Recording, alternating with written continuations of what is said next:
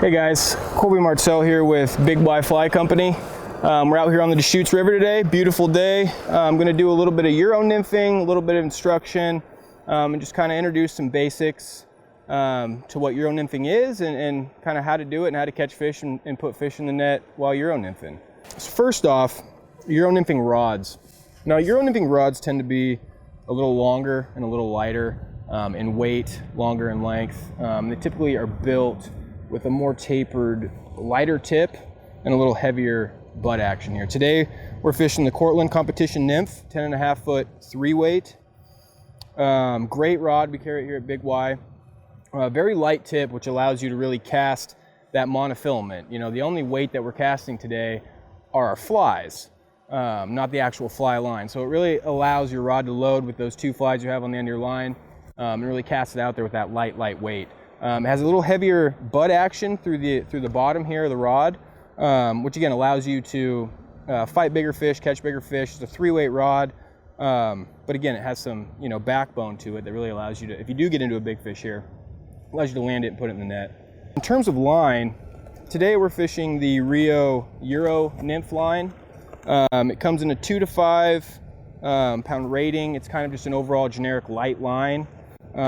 This will go on your rod, and typically when you're Euro nymphing, you're fishing, long monofilament leaders, anywhere from 18 feet to 25 feet of leader. So you're not seeing this line much, but when you do get into it, it's nice to have. And the whole point of this light line Euro nymph series is to eliminate drag and to eliminate sag in your rod. So when you're Euro nymphing, there's two things you're trying to achieve. You're trying to achieve dead drift with your flies, so you want your flies to flow through the water column as smoothly as possible and as natural as possible.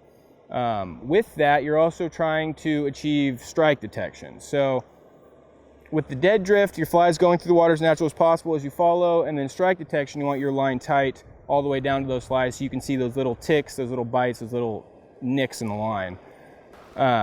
So you'll use this line here as on your line, and then you'll tie about an 18 to 24 foot monofilament leader. And for the monofilament leader, I use 20-pound Maxima Chameleon.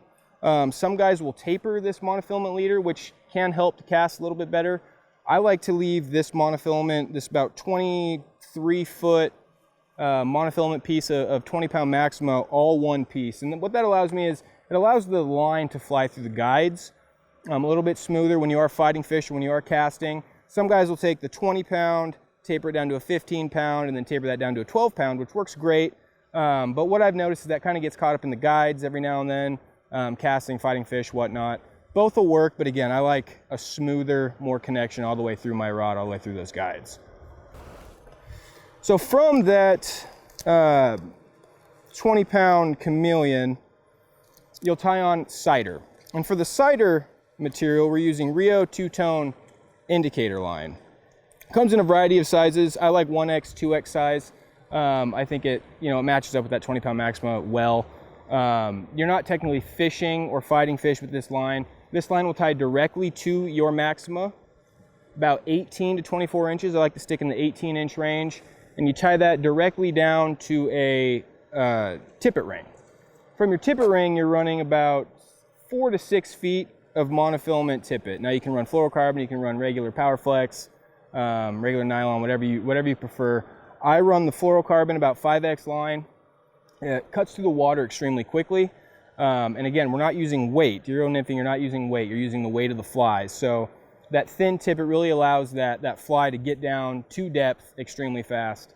And with these longer rods and these lighter tips, when you are Euro nymphing, you do have that tippet protection. So you can drop your tippet sizes down and still allow the rod to do the work for you while you're fighting the fish and the bend and all that. So it does allow you to kind of drop that down and use some lighter lines. From there, we're using a Jimmy Legs today as our point fly, and directly tied down from that, we're dropping a copper john off the back of that. Now, again, we're not using split shot with the Euro nymphing setup. It's strictly flies, and the whole point of that is to eliminate drag within the water. Typically, when you're suspended, when you're fishing a suspended rig with an indicator, you're casting that out. You have 2 split shot on your line. There's some drag in your line, that it definitely causes that fly to be pulled through the water more. So with this, without any weight, our goal again is natural dead drift down the river throughout the water column. All right guys, we're out here in a run now. We're gonna take you out here and kind of show you what we just talked about and put that into a real life setting, and just kind of go through some basics of how to do it and hopefully catch some fish here. So remember, the two main things that we're trying to do is achieve dead drift. We want our flies to dead drift through the water as naturally as possible, and then also achieve that strike detection. So by strike detection, I mean once we get that fly in the water, we want to be extremely tight to our fly immediately so we can feel any strike or any type of subtle fish take, anything like that. And how we'll do that, there's a tricky way to do that as well called the tuck cast. Vertical cast and horizontal cast. So for the tuck cast, what we'll do is cast our rod up and leave it up in the air. We want that fly to hit and drop and shoot down into the water, and ideally,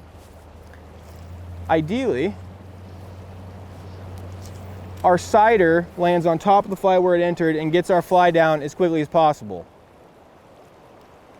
So what we're doing here is bringing that fly through the hole, watching our sider as close as possible for any slight little movement, any tick, and set the hook. We can often bring in that hook set into our next cast. So do it again, get into strike detection here, get that line tight, let it get to the bottom. Any little movement, we set the hook.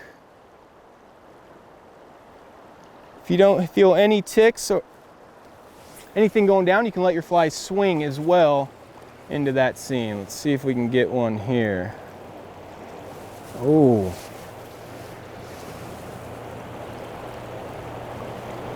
Immediately, the strike detection,